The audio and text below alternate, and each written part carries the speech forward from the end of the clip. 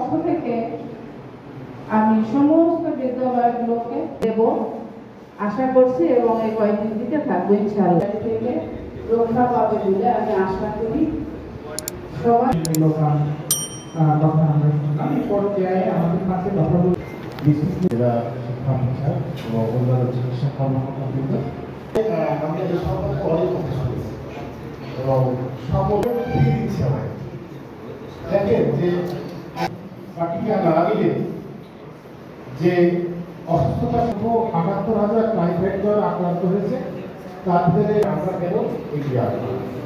দেখেন এখানে বসে থেকে আমরা যখন তথ্য দিয়েছিলাম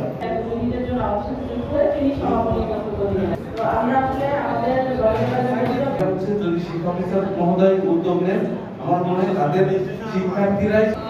একাধিকবার আমরা মিটিং করেছি, কিন্তু আমাদের পৌরসভার যারা ঠিকাদার গ্রাম অঞ্চলটা কি পর্যায়ে থাকতে পারে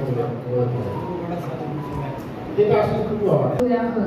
তো আমরা সকলেই জানি যে টাইফয়েড আলোচনা হয়েছে একটা পানিবাহিত রোগ, যেটা আসলে পানির মাধ্যমে বা খাবারের মাধ্যমে